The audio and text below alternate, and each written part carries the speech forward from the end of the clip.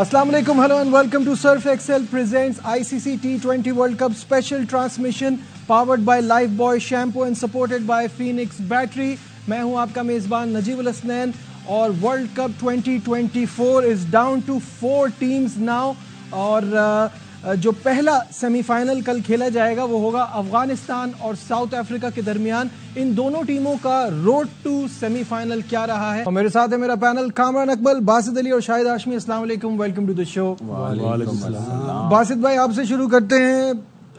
Road to semifinal देखा, South Africa की टीम हमेशा बहुत ही अच्छी टीम होती है, बैलेंस्ड होती है, हमेशा टैलेंट होता है उनके यहाँ, लेकिन आईसीसी के इवेंट्स में चोक करने में मशहूर है। दूसरी तरफ अफगानिस्तान जो यहाँ तक पहली बार पहुंची है, कैसा देखते हैं ये मैचअप?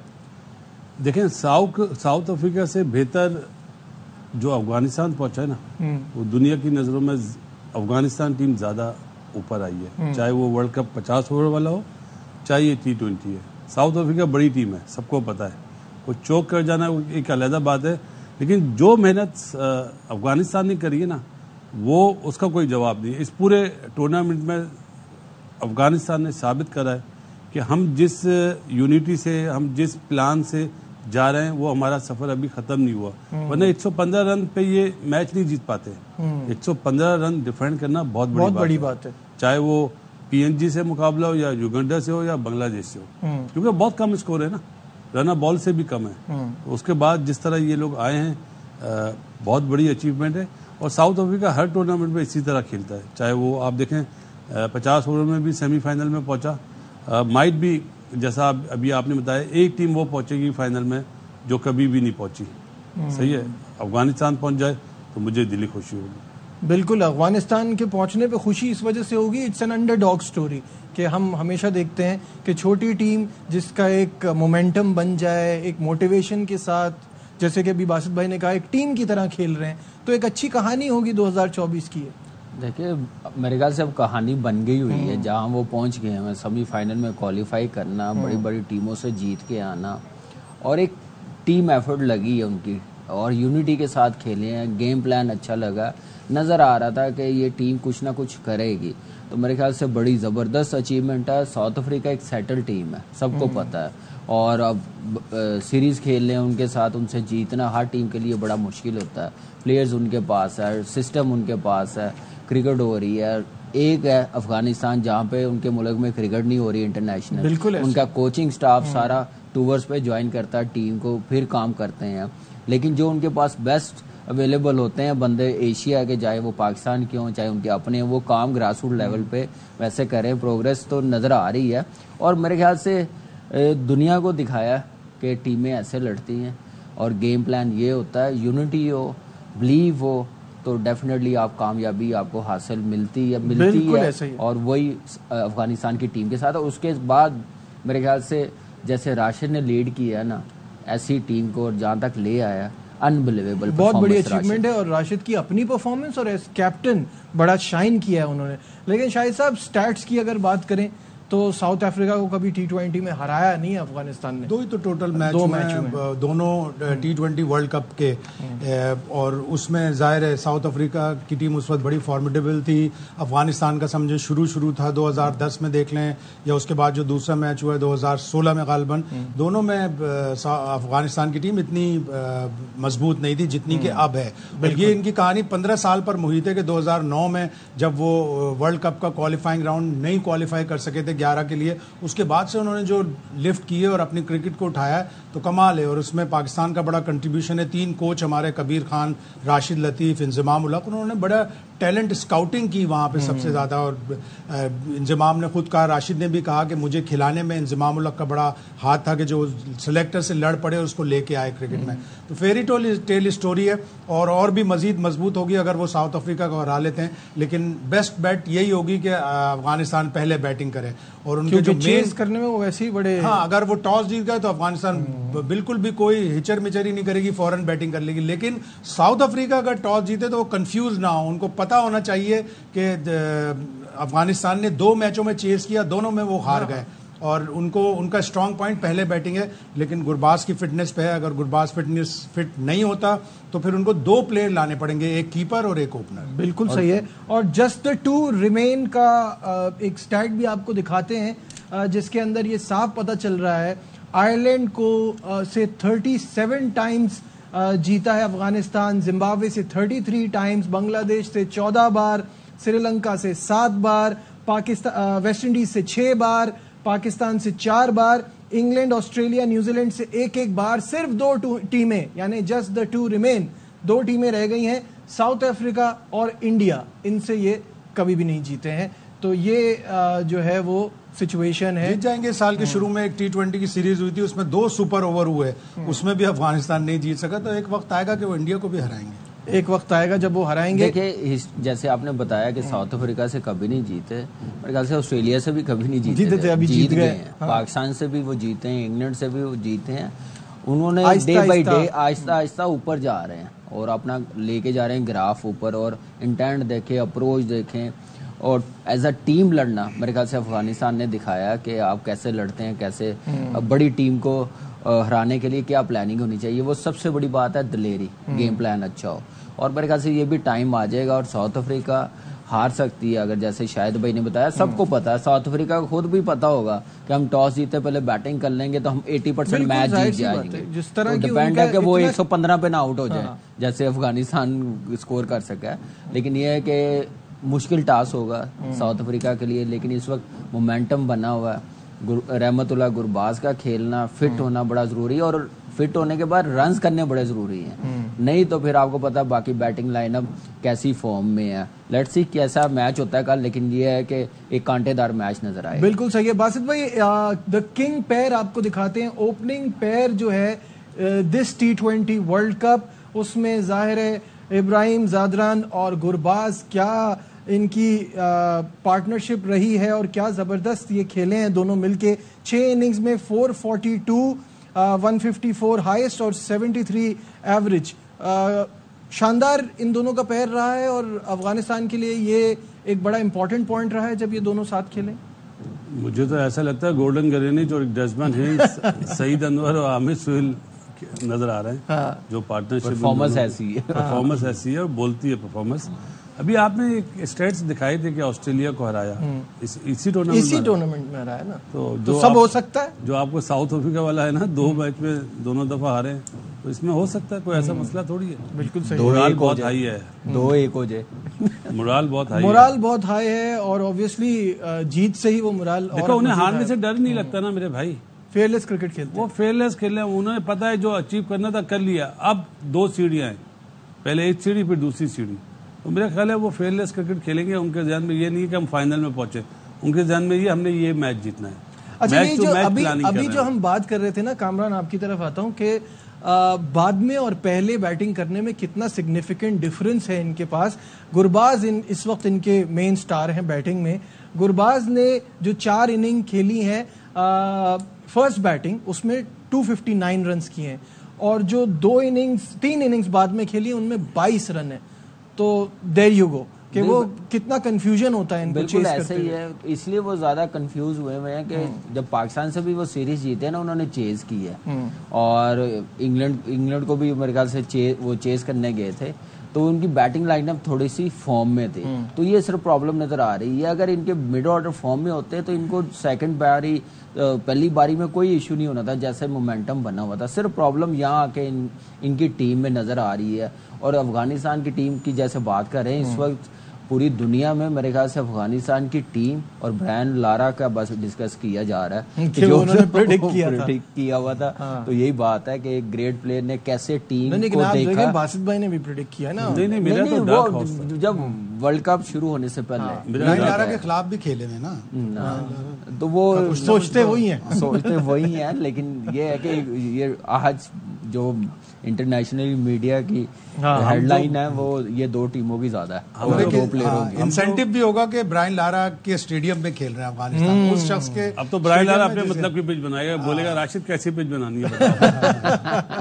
टॉस बड़ा क्रूशियल होगा और गुरबाज की फिटनेस। अब तक गुरबाज और इब्राहिम जदरान ने 53% रन्स बनाए अफगानिस्तान के टोटल के। बिल्कुल ऐसे। अगर वो एक चीज जो हमने बात की कि इनको चेस में प्रॉब्लम है, और दूसरी चीज जो है इनका मिडिल ऑर्डर में प्रॉब्लम है। अगर कहीं कमी आती है तो वहां आती है। बासित भाई देखें, आप जो मिडिल ऑर्डर की बात कर रहे हैं ना, अभी हम पिछले 1-2 मैच में बात यही कर रहे थे कि यार इनके ओपनर थोड़ा ज्यादा स्लो खेल रहे हैं। जिस तरह का वो खेलते वैसा नहीं खेल रहे, because of middle order form में। बिल्कुल ऐसे ही। हाँ। वो चाहते हैं, उनके कोच ने प्लान दिया कि आप लोग ज्यादा रहो पिच पे, और वो पिच पे रुकने की वजह भी यह है कि हमारी मिडिल ऑर्डर क्लिक नहीं कर रही है। जहां तक आपने दूसरी बारी की बात करी ना नजीब, मैं भी इस चीज पर कायल था कि दूसरी बारी में प्रॉब्लम इन्हें होती है। जैसे आपने बताया कि गुलबाज ने 22 रन बनाए 3 इनिंग्स में, लेकिन जब इन्होंने पाकिस्तान को हराया ना वर्ल्ड कप में, जो 280 से 282 जो चेस करें,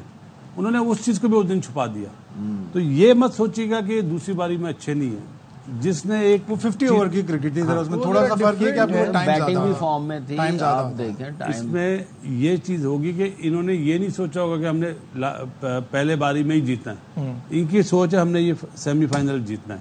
तो चाहे बिल्कुल, पहली बारी हो या दूसरी यही सोच होनी चाहिए। टॉप 5 बैटर्स और बॉलर्स पर भी नजर डाल देते हैं। पहले अफगानिस्तान के top 5 batters, obviously Gurbaz on top, 7 matches 281 runs, 126 का स्ट्राइक रेट और एवरेज 40 की। इब्राहिम जदरान 7 मैचेस 229 रन्स, 109 का स्ट्राइक रेट, 32 का एवरेज इनका।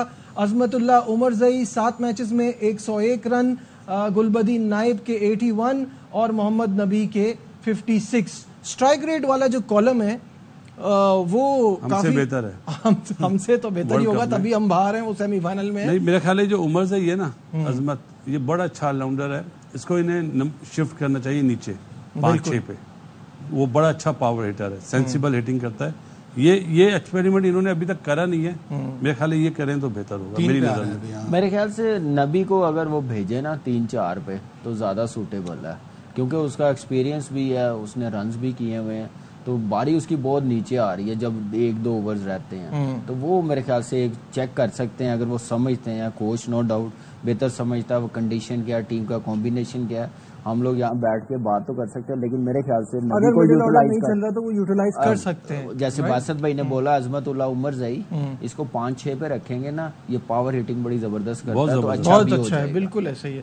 पांड्या के बाद मुझे ये ऑलराउंडर बहुत पसंद है, पांड्या के बाद। ओके, टॉप 5 बॉलर्स पर भी नजर डाल लेते हैं, और जिसमें Fazal Haq Farooqi no surprise on top with 16 wickets in 7 games. फिर राशिद खान की 14 विकेटें और नवीन की 13, गुलबदीन की 7 और नबी की 3।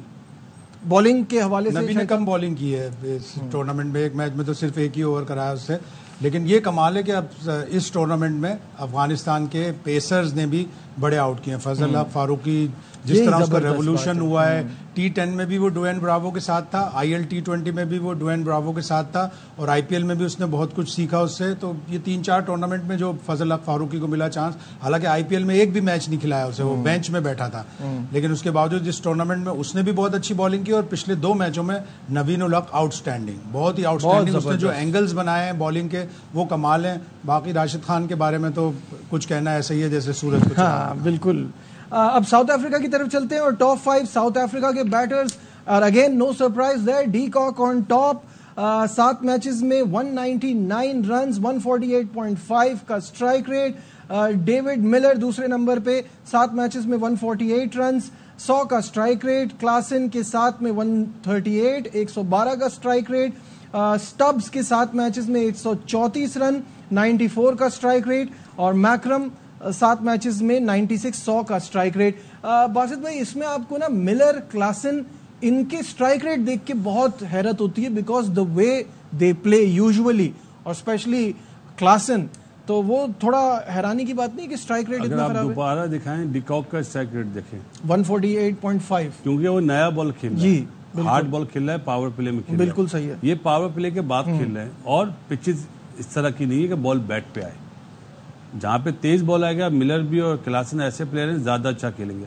जहाँ पे वेरिएशन, बॉल फंसेगा, ग्रिप करेगा, वहाँ इन्हें प्रॉब्लम होगी। इसलिए आपको इनका जो स्ट्राइक रेट कम है, नजर आया। क्या नजर आ आपको मिलर की फॉर्म ठीक लग रही है? मिलर थोड़ा ज्यादा स्लो नहीं कर रहा है यहाँ पे कंडीशंस के हिसाब के सिचुएशन अलावा ऐसी भी? हुई ना कि 4 आउट हो गए, जैसे वो न्यूयॉर्क में हुआ था मेरा ख्याल है बांग्लादेश के अगेंस्ट, 4 आउट हो गए तो फंस गया।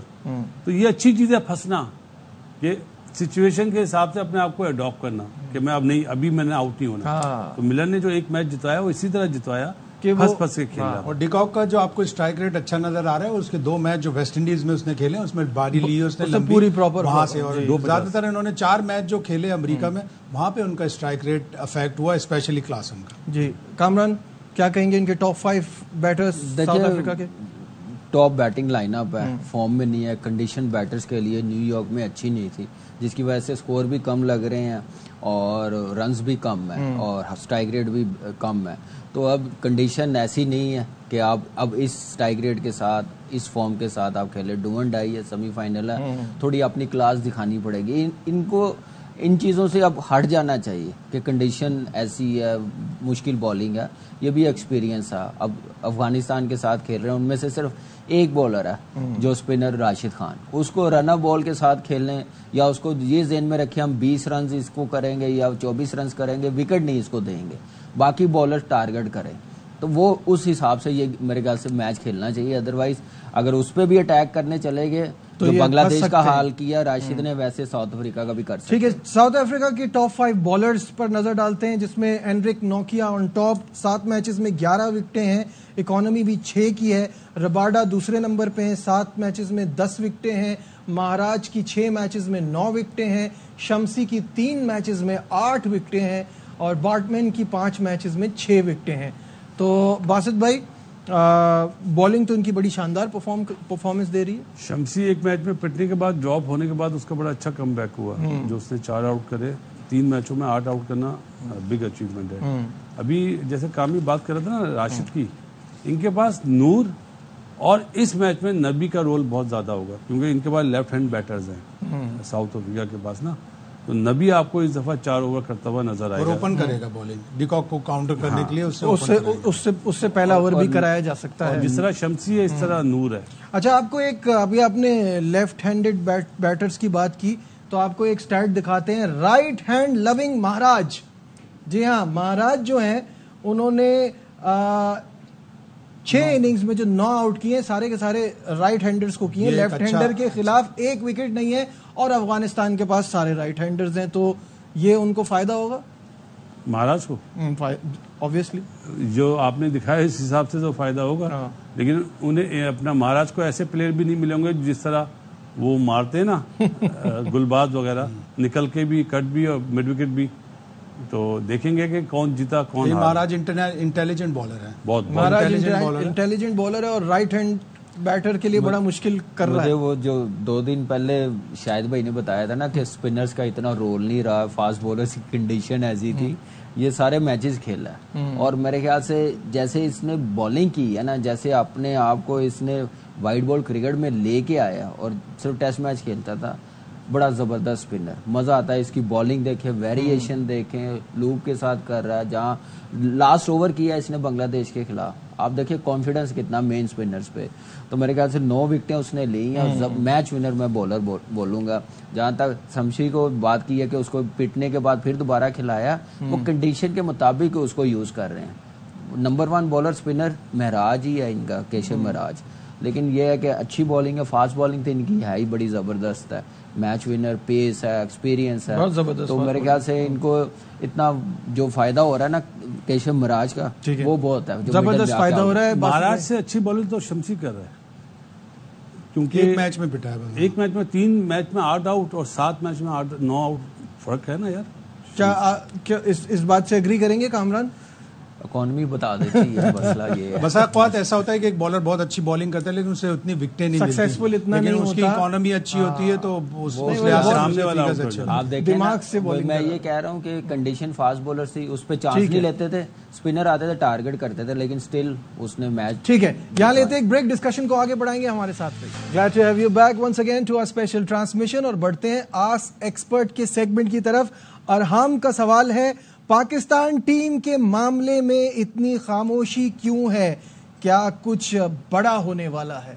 सवाल बड़ा इंपॉर्टेंट है। शाहिद साहब आपसे शुरू करते हैं। क्या तूफान से पहले खामोशी होती है? तूफान में भी बोलते हैं, उर्दू में भी बोलते हैं। हाँ, तो बताएं क्या? देखें कुछ ना कुछ, जब बाबर आजम भी आ गए बाबर आजम की मुलाकात होगी या हो गई है अभी हमें नहीं पता, अभी तक हुई नहीं है, लेकिन क्या है वो होगी जाहिर है। फिर सीनियर मैनेजर भी अपनी रिपोर्ट देंगे, गैरी कर्स्टन भी अपनी रिपोर्ट देंगे, गो के उनको 15-20 दिन ही हुए थे कोचिंग करते हुए।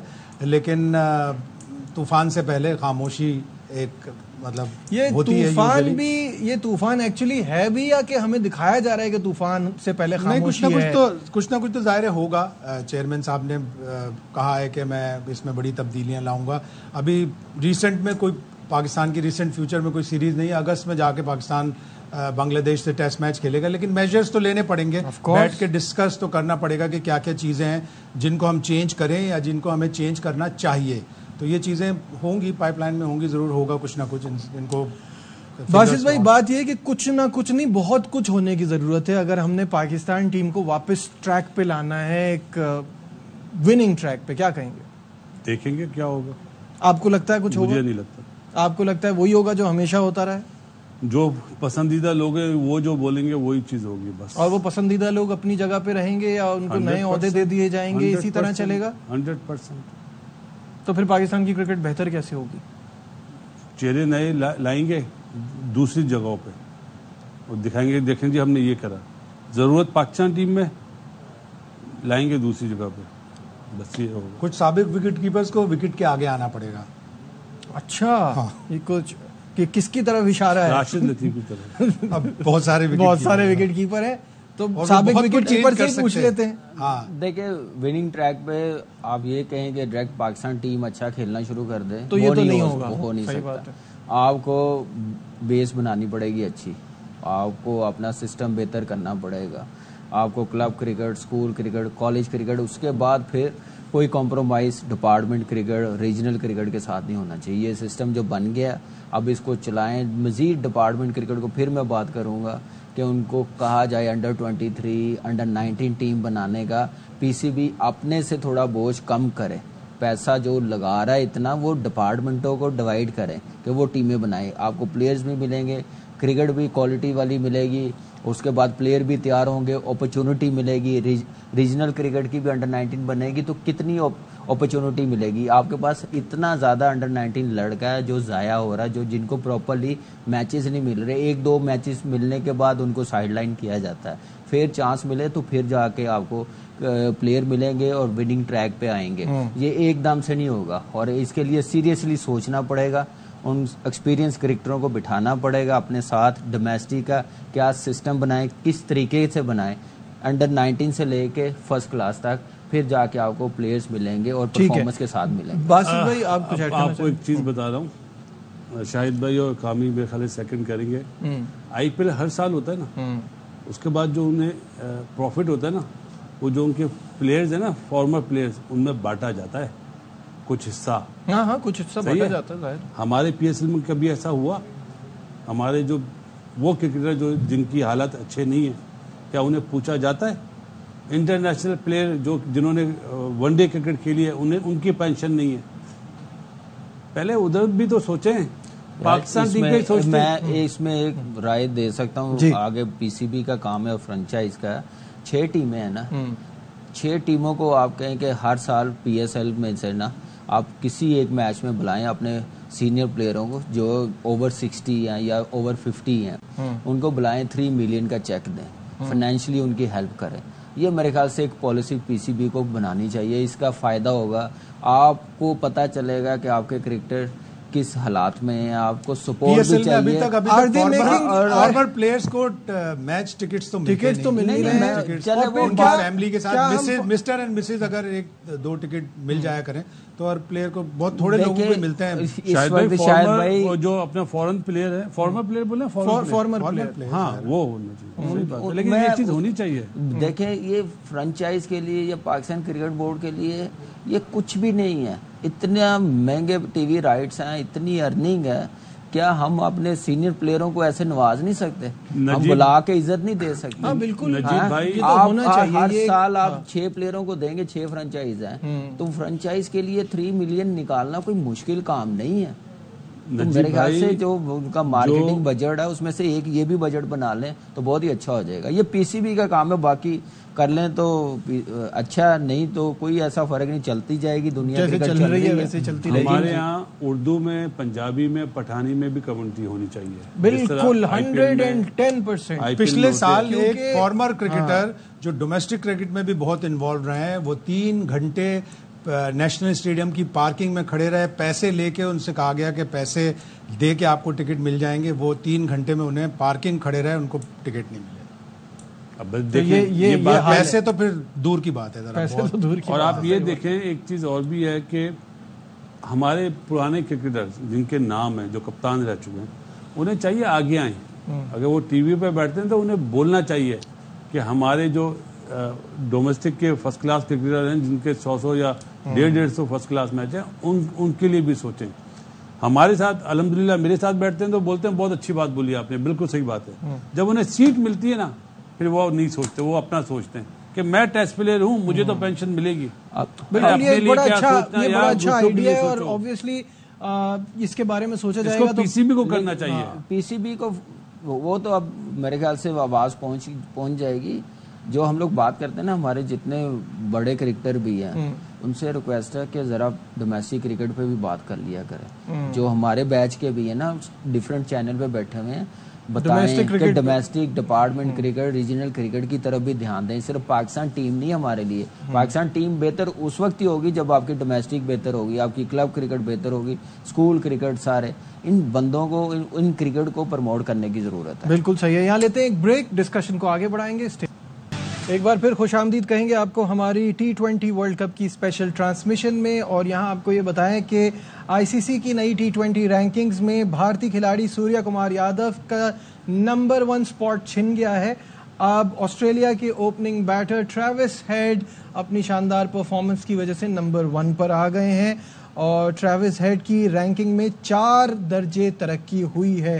इसकी वजह से बाबर आजम और मोहम्मद रिजवान नीचे चले गए हैं और बाबर आजम 4थी और रिजवान 5वीं पोजीशन पे आ गए। और अगर बॉलर्स की बात की जाए तो टॉप 10 में एक भी पाकिस्तानी बॉलर शामिल नहीं है। शाहिद साहब, आपसे शुरू करते हैं। ये बड़ी दुख की बात है, हम अपनी बॉलिंग पे बड़ा नाज करते हैं, हमारे बॉलर नजर नहीं आते अब टॉप 10 में। परफॉर्मेंस बेस्ड होती है और परफॉर्मेंस के नंबर होते हैं। अगर आप छोटी टीम के खिलाफ परफॉर्म कर रहे हैं तो आपको इतने पॉइंट्स नहीं मिलते, बड़ी टीम के खिलाफ परफॉर्म कर रहे हैं तो आपको पॉइंट्स उसके मिलते हैं। अब सूर्य कुमार के पास 2 मैच हैं, वो उनमें अगर दोनों में अच्छी परफॉर्मेंस करेगा तो वो हेड को हटा देगा, इसलिए कि हेड तो अब उड़ गया, चला गया वापस ऑस्ट्रेलिया। इसी तरह बॉलर्स का भी, कि बॉलर्स हमारे बिट्स एंड पीसेस में परफॉर्मेंस आई है। अब इस टूर्नामेंट में हारिस रऊफ की थोड़ी विकटें हैं, शाहीन की कम है, नसीम शाह की विकटें हैं, तो उसी हिसाब से रैंकिंग बनती है। अगर रैंकिंग बड़ी टीमों के खिलाफ परफॉर्मेंस से बनती है तो मैं तो बाबर की 4थी और रिजवान की 5वीं पर भी हैरान हूँ, क्योंकि बड़ी टीम के खिलाफ तो ऐसी कोई परफॉर्मेंस मुझे तो रिसेंट टाइम्स में याद नहीं आता। पॉइंट सिस्टम है कि जो पॉइंट्स मिलते हैं। हमारी एशिया कप के बाद अनफॉर्चुनेटली बॉलिंग इतनी इंप्रेसिव नहीं रही, चाहे वो वर्ल्ड कप हो, चाहे एशिया कप हो, जो भी हो। और जो बात आपने बोली है बाबर और रिजवान वाली, उस बात में वजन है कि क्या परफॉर्मेंस है अच्छी टीमों के अगेंस्ट। वो अगर आप कल निकाल लें डिटेल में तो उस पर भी बात कर लेंगे, क्योंकि जिस चीज़ का मुझे नहीं पता मैं उस पर बात नहीं कर पाऊंगा। माइट भी हो सकता है अच्छी टीमों के खिलाफ भी अच्छी टीमें आई कब, खेले कब, हम जिन अच्छी टीमों के खिलाफ खेले। जैसे टॉप रैंकिंग के जो बैटर्स थे वो अमेरिका में खेल रहे थे तो उनकी इतनी परफॉर्मेंस नहीं है। अब सूर्य कुमार यहाँ आया है, उसने 50 किए हैं और आगे 2 चांस है तो वो वापस आ जाएगा दोबारा। एक न्यूयॉर्क में भी शायद 50 किया। हाँ, एक कामरान क्या कहेंगे इस रैंकिंग के हवाले से? देखिए, आप दोबारा ये दिखा सकेंगे, मैं सिर्फ ये देखना चाह रहा हूँ कि इनमें से जो बॉलर हैं वो कितनी छोटी टीमों के खिलाफ खेले हैं, उनकी परफॉर्मेंस, या अगर वो आए हैं नंबर 1 बैटर या बॉलर्स, उन्होंने बड़ी टीमों के खिलाफ परफॉर्म किया है। आदिल रशीद इज नंबर 1 शायद साहब, और हर बड़ी टीम के खिलाफ परफॉर्म किया है। देखिए, ऐसे ही है और मुझे अच्छा भी लगता है जब बड़ी टीमों के खिलाफ परफॉर्मेंस होती है। हमारे बैट्समैनों ने भी की हुई है, हमारे बैटर्स ने भी की है। बाबर ने हर टीम के खिलाफ 100 किया हुआ, लेकिन वो जीत की तरफ कन्वर्ट नहीं हो सके, जितवा नहीं सके। मसला वही है कि बाकी के जो बॉलर्स हैं या हमारे फास्ट बॉलर्स हम कहते हैं नंबर 1 है, तो वो उन्होंने ऐसे मैचेस जितवाए नहीं हुए बड़ी टीमों के खिलाफ। हम यूएसए से मैच नहीं जितवा सके, जहाँ पे आप देखें कि शाहीन जब तीसरा ओवर या चौथा ओवर करने आया कितना रिवर्स स्विंग हो रहा था, वो विकेटों को नहीं लग रहा था, आउट नहीं कर रहे थे, तो फिर हमारे बॉलर्स टॉप 10 में तो नहीं ना आएंगे ऐसी परफॉर्मेंस के साथ। ऐसी परफॉर्मेंस के साथ तो नहीं बनता। कभी आपने पहले ये सुना होगा और आप लोग बात भी करते हैं कि हम 10 रन शॉट थे, 15 रन शॉट थे, 20 रन शॉट थे। कभी नहीं सुना, बहुत सुना है। यही सुनते थे ना। अब पता क्या सुनते, हमारे बॉलर अच्छे बॉल नहीं करे। सही है। और जब बैटिंग खराब होती है तो हमारी बैटिंग क्लिक नहीं कर सकती, तो वो जो 15-20 रन शॉट, 18 रन शॉट, अब वो बॉलर्स पे आ। एक इंटरव्यू में तो कोई 7-8 बार 10 बार मैंने मोमेंटम का वर्ड सुना है। देखिए वो ये एक्सक्यूज हम अपनी क्रिकेट में खत्म करना पड़ेगा, ब्लेम गेम छोड़नी पड़ेगी, सीधी तरह आके कहे एज अ टीम हम लोगों ने परफॉर्म नहीं किया, किसी एक पे ब्लेम। बड़ी टीमें ऐसी बनती, इंडियन आके ये नहीं कहते या ऑस्ट्रेलियन आके ये नहीं कहते, वो कहते हैं एज अ टीम हमने अच्छा परफॉर्म नहीं किया, प्लान्स पे हम लोग काम नहीं कर सके, गलतियां की हैं जिसकी वजह से मैच आया। तो ये चीजें जब आ जाएगी तो टीम में एज ए कप्तान, एज ए कोच तो बहुत सी कॉल बन गया कि अगर कोई टीम 140 आपके बना रही है, अगर आपने 160 बनाए होते वो 160 भी चेस कर लेती है अगर अच्छा खेल रही है। लेकिन रोमन पावल ने अच्छा एक कोट दिया है, we left 20 run on the park. ये एक अच्छा नया जुमला है। बिल्कुल। ये ओत लेने लगे हैं। नहीं, मैं ओत नहीं लेने लगा, मैं ये कहने लगा हूँ कि हमें ये बोलना चाहिए कि हम हारे। बिल्कुल। अगर ये चीज हमारी टीम में आ गई, बिल्कुल तो सही। चलते चलते कल के पहले सेमीफाइनल की प्रेडिक्शन सुबह देंगे आपको। नहीं, अभी सुबह हम नहीं होंगे उस टाइम पे। ऑन पेपर साउथ अफ्रीका बड़ी जबरदस्त टीम है। आपको क्या लगता है? सेफ आंसर नहीं चलेगा। मुझे लगता है वही बोलना जो रात में भी बोलेंगे। हाँ, मुझे लग रहा है कि आप कह सकते हैं south Africa. I'll go with south अपना अफगानिस्तान। जो टॉस जीतेगा वो जीतेगा। ये आपने बासित भाई के साथ बैठ के जो टॉस ये लाइन ले ली है। बहुत वैलिड बात है ये। ये बहुत वैलिड। मैं मजाक नहीं लेता। मुझे भी लग रहा है यार, मैंने भी अल्फाज वापस ले लिए। मुझे भी लग रहा है टॉस पे मुझे भी लग रहा है साउथ अफ्रीका। बट अच्छा, मैं आई गो विद अफगानिस्तान। बासित भाई कह रहे हैं नहीं, हम चाह रहे हैं अल्लाह खैर करे। छोड़ें आप। फिलहाल हमारी ट्रांसमिशन में बस इतना ही। आपसे कल एक बात होगी। अपना बहुत ख्याल रखिए। अल्लाह हाफिज।